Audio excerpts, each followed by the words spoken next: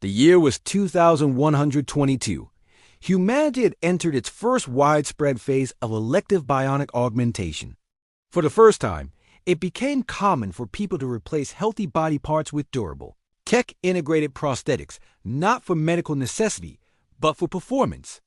As one of the last workers with biological limbs, he struggled to meet the growing efficiency standards.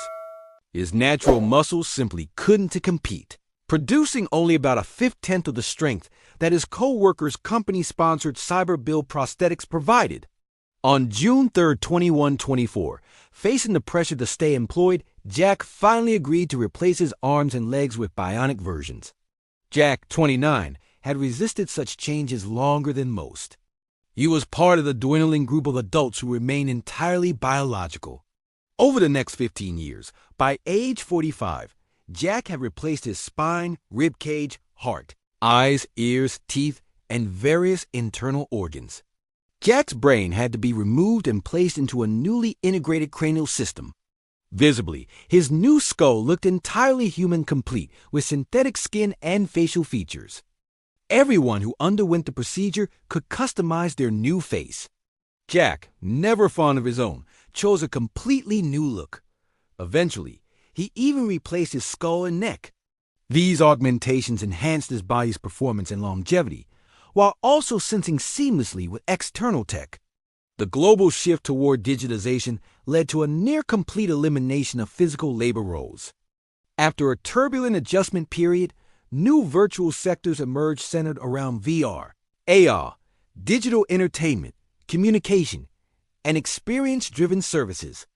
Early estimates suggested lifespans could now reach 2 or 3 centuries. During this era of transformation, a major leap occurred. In 2146, consumer-grade brain-machine interfaces were approved. Neurity led the rollout, launching the Model BI. These interfaces implanted chips into a user's organic or bionic skull. Fine wires branched into various parts of the brain, enabling the transmission of neural signals in both directions. The face took the longest to feel familiar, but even then, he eventually saw it as his own. To Jack, his face had never defined him. It was simply a front. Any version of it could be him once he grew used to it. Through neural pattern activation, the interface could trigger both physical actions and mental processes. Jack worked in one of the few remaining manual labor roles, assisting in the operation and maintenance of robotic loaders that moved cargo containers onto autonomous shipping vessels. These prosthetics functioned through neural integration. And legs essential to his identity, he gradually adapted. Eventually, he stopped thinking about them altogether. Electrodes were implanted into motor and sensory regions of his brain, allowing him to control the limbs via thought and receive feedback through nerve signals, effectively mirroring the operation of biological limbs. With brainwaves alone, they could operate devices, communicate silently, and access public data in real-time, merging cognition with digital infrastructure. After surgery, Jack used his new hands to complete paperwork at the clinic. It felt awkward at first, but manageable.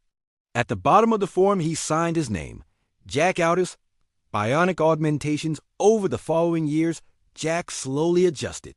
At first, the limbs didn't feel like part of him, but since he never considered his arms. Meanwhile, society continued to push further. As technology advanced, so did the demand to keep up. The final and most complex procedure was the skull replacement. Like with previous surgeries, Jack reviewed and signed off on detailed legal and consent forms. On each, he wrote, Jack Aldis. After each surgery, within a few months or sometimes weeks, Jack adjusted to his new features. With time, he accepted his new body and saw it as an enhanced version of his original self. New body, new work. As automation advanced, Jack's job became obsolete. Jack found work designing sets and writing code for VR performance environments.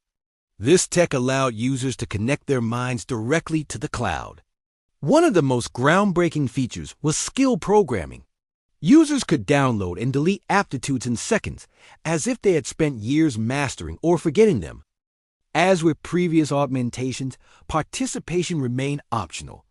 Each step presented a choice: to integrate or not. But over time, most did. The technology spread via social momentum. Despite resistance, especially toward recreational use, the shift became inevitable. When he woke, he saw the interface UI through his enhanced vision and mentally typed in his name, Jack Aldis. Jack was initially opposed. Surrendering the body was one thing. Altering the mind, particularly its abstract functions, felt different. But as more adopted the interface, those who refused grew increasingly isolated. Choosing to write with your hand or with your mind ultimately began with the same intention. He adapted rapidly. Eventually, it became more unusual not to have one. Many were minor, bug fixes, added functionality, improved coordination with prosthetics. He feared altering desires or interests would fracture his self-image. He adjusted his routines and even deleted long-standing interests to make space for new ones. Although these changes were more extreme than those in his past, they still felt consistent with how he had always evolved. Before proceeding, he reviewed and signed a digital agreement, Jack Aldis. Originally intended to alleviate trauma, the tool eventually enabled general memory editing and synthetic memory creation. These changes weren't abrupt. They were woven into his mind slowly, resembling how natural memory often distorts itself over time. As long as he decided what to add or remove, he felt a thread of continuity. The changes were based on his underlying will, a will that persisted through all stages of transformation. Yet, he still felt like himself.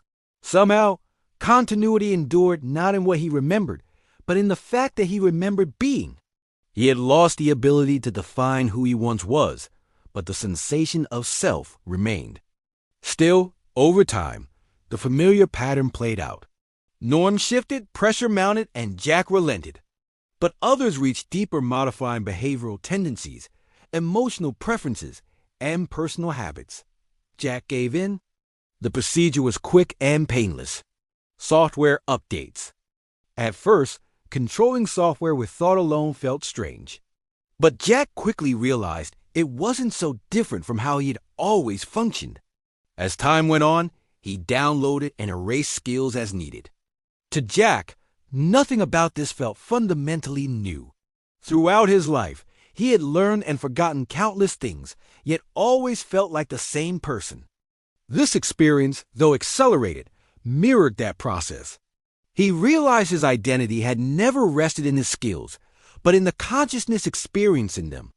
As brain interface companies grew competitive, regular software updates became common. Naturally, these updates sparked hesitation. Jack, like many others, resisted installing updates that went beyond core functionality. In 2153, Jack installed version Prime, which enabled users to customize habits, impulses, and preferences. With this update, Jack could add or remove behaviors with the push of a mental button. For Jack, the key factor was choice. Version Senior. In 2157, Jack installed Version Senior, a landmark update allowing users to add or delete memories. Jack used it carefully. He deleted painful memories from his biological childhood and added pleasant ones to balance out periods of depression from his youth. At this stage, Jack had an entirely synthetic body, a modified brain, customized skills, curated interests, and altered memories. Each month, Jack would receive optional surveys to contribute to ongoing research. The top line always read, "Please confirm your identity. Who are you?" And Jack always answered, "Jack Aldis."